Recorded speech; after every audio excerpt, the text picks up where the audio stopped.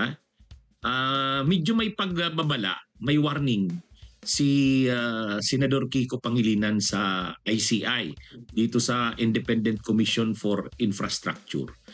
Sinabi ng senador na hindi dapat subukin ng ICI ang pasensya ng taong bayan dahil sa pagtanggi ng mga ito na buksan sa publiko ang kanilang investigasyon. Muling binigyang diin ng senador ang right to information ng sambayanang Pilipino na nakabase sa konstitusyon, lalo na't isang public concern ang issue ng korupsyon sa flood control. Anya, paano aasahan na irerespeto ng publiko ang findings ng ICI kung hindi nila nasaksihan kung paano dumating sa ganong findings ang investigasyon ng independent body? Mga kabunyog, mga kababayan, medyo matindi itong warning, itong babala ni Senador Kiko Pangilinan dito sa Independent Commission for Infrastructure. Sabi ni Senador Kiko Pangilinan, ang sabi niya, to the ICI, please do not test the people's patience with this misplaced refusal to open to your proceedings to public scrutiny. Make your proceedings public. Wag daw sagarin. Wag daw sagarin ang pasensya ng taong bayan. Dito sa ito kasing ginawa ng ICI, maraming nagre-react dito.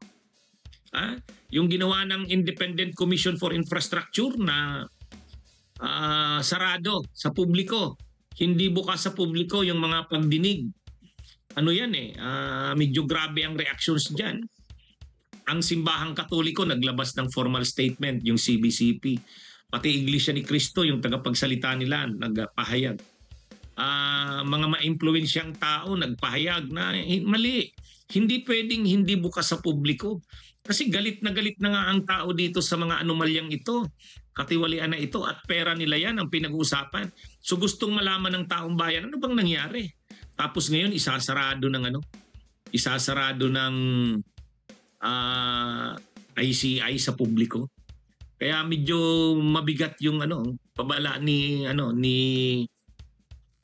Senador Kiko Pangilinan. Actually may mas kumpleto siyang statement diyan. Ganito ang pagkakasabi niya. To the ICI, please do not test the people's patience with this misplaced refusal to open to the public your proceedings.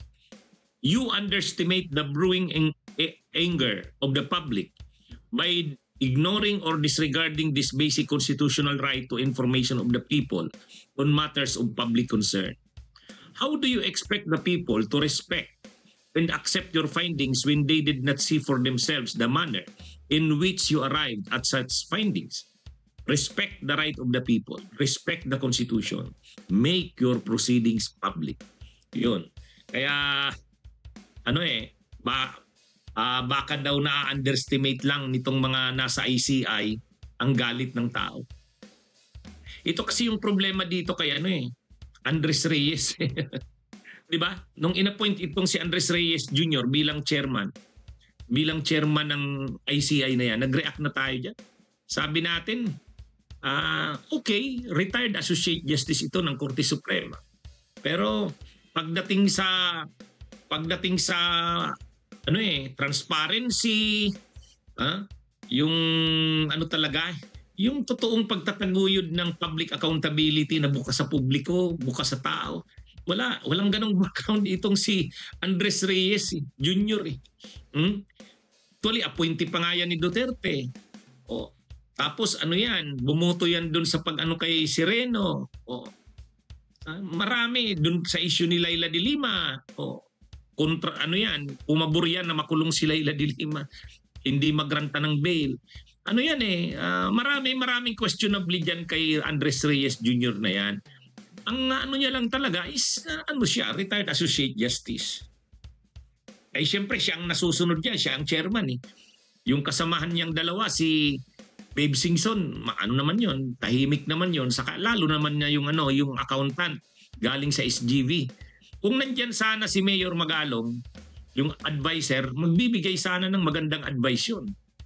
Sa panahon ngayon na napakalala nitong mga korupsyon na to, dapat huwag itago sa publiko ang mga investigasyon. Lalo ngang dapat malaman ng publiko ang mga nangyayari sa investigasyon. Kasi at least yun ang makakapaano ng tao, na nakikita ng tao na ang tinatahak ng investigasyon ay matino at maayos. Ay paano ngayon susuportahan ng tao yung investigasyon kung ganyang nakasarado sa publiko? Makikita mo na lang picture. Oh. Bakit yung mga pagdinig ng Kamara, yung pagdinig ng Senado, naka-livestream yun. Pinapanood ng publiko, mas pinapanood pa nga kaysa telenovela sa TV. Oh. Pero ngayon, ang gagawin itong ICI, sinarado. Kaya medyo sabi nga ito, matindi itong warning ni Senador Kiko Pangilinan. Baka hindi nila naiisip ang galit ng taong bayan. Kasi pag ngayon wala nang nalaman, tulad nito, ipapatawag si Martin Romualdez at saka si Saldico sa October 14. Hinihintayan ng taong bayan. Gusto nilang mapanood yan, gusto nilang makita yan. Kung anong mangyayari dyan. Tapos wala, kasi sarado sa publiko. Tapos pagdating, ang mas malala pa dito, kung pagkatapos ng pagdinig ni Saldico at saka ni Martin Romualdez, saka ngayon bubuksan sa publiko. Kasi kumbaga na-realize ng ICI, ay diisipin niya ng publiko. Nung panahon ni Romualdez, sinarado niyo sa publiko, tapos ngayon ibubukas niyo na. Ngayon dahil tapos na si Romualdez, lalong pagdududahan. Kaya dapat bago mag-October 14, makapag-decide. Makapag-decide itong ICI na ito. Dapat makapag-decide ito bago ang October 14. Dapat ibukas nila sa publiko yung pagdinig sa October 14. Kasi yan yung pagdinig para kay Saldico at saka kay Romualdez. Yan yung hinihintay ng taong bayan. Kaya sana makarating na ito sa ICI itong mga clamor. Actually, clamor ito. Public clamor. Tama yung warning ni Senador Kiko Pangilinan. Bunyog, bunyog, halikan na kasama ka. Bunyog, kapag buklod ay may pag-asa. Luzon, Visayas, Mindanao, isa ang pananaw. Sa bagong Pilipinas ang bunyog isisigaw. Bunyog.